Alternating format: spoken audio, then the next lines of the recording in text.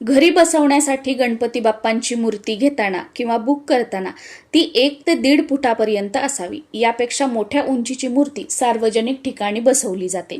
त्यानंतर दुसरी गोष्ट लक्षात घ्यायची आहे ती म्हणजे मूर्ती एकदंत असावी, म्हणजे एका दाताचा तुकडा पडलेला आणि दुसरा दात पूर्ण असावा.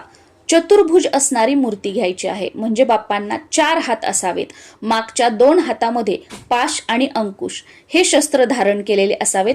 समोरचा उजवा हात हा आशीर्वाद देण्याच्या स्वरूपामध्ये असावा आणि दुसरा डावा हात हा तळहात खुला असणारा असावा, जसं की त्यामध्ये आपण मोदक वगैरे ठेवू शकतो किंवा त्या डाव्या हातामध्ये मोदक असणारी मूर्ती सुद्धा आपण घेऊ शकतो.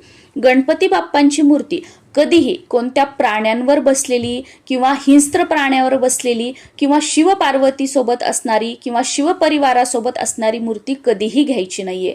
कारण या पार्थिव गणेशाचं आपण गणेश विसर्जनाच्या दिवशी विसर्जन करत असतो. मग त्यासोबत शिवपार्वतीचं किंवा जे कोणते प्राणी वगैरे असतील त्यांचं सुद्धा विसर्जन होतं. आणि काही काही प्राणी अहिंस्त्र असतात, ते असे असतात की ते घरामध्ये आपल्याला त्यांचं पिक्चर असेल, स्टॅच्यू असेल ते ठेवायचं नसतं. आणि गणपती सोबत जर ते प्राणी असतील तर मग आपण त्यांचं सुद्धा पूजन करतो, मग कुठेतरी निगेटिव्हिटी त्यासोबत येते. म्हणून गणपती बाप्पा हे शांत बसलेले, शांत चित्त बसलेले, सिंहासनावर बसलेले, लोडला टेकून बसलेले, हसणारे, त्यांच्या डोळ्याकडे बघितलं की जसं काही ते आपल्याकडे बघत आहेत, डोळे त्यांचे बोलके असावेत. त्याचबरोबर केशरी, लाल, पिवळं, तांबडं, हिरवं, पितांबर धारण केलेले गणपती बाप्पा जे असतात ते आपल्याला आपल्या घरी आणायचे आहेत. आणि सर्वात महत्त्वाचं, गणपतीची मूर्ती घेताना त्यांच्या समोर उंदीर मामा आवर्जून असावेत.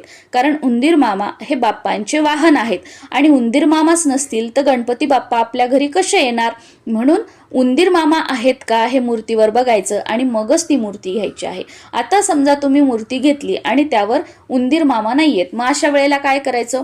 तुम्ही मातीचे उंदीर मामा घरी गणपतीची स्थापना केल्यानंतर त्यांच्या समोर ठेवू शकता किंवा वेगवेगळ्या धातूचे सुद्धा उंदीर मामा मिळतात, तर ते तुम्ही ठेवले तरी सुद्धा चालू शकतं. अशा या छोट्या छोट्या गोष्टी गणपती बाप्पांची मूर्ती घेताना आपल्याला लक्षात ठेवायच्या आहेत. आणि गणपती बाप्पांची मूर्ती घरापर्यंत जरी तुम्ही त्यांचं तोंड झाकून आणलेली असेल तरी सुद्धा जेव्हा आपण आपल्या घराजवळ येतो, मुख्य प्रवेशद्वारावर येतो, त्यावेळेला गणपती बाप्पांच्या चेहऱ्यावरचा कपडा काढायचा आहे, बाप्पांचं औक्षण करायचं आहे. मूर्ती घरामध्ये येताना पहिला उजवा पाय घरामध्ये टाकायचा, घरामध्ये आणायची, घरामध्ये सगळ्या फिरवायची, आपलं देवघर बाप्पांना दाखवायचं आणि त्यानंतर जिथे तुम्ही घरात गणपतीची स्थापना करणार आहात, जिथे डेकोरेशन वगैरे केलेलं आहे तिथे बाजूला ठेवायची आहे. नमस्कार.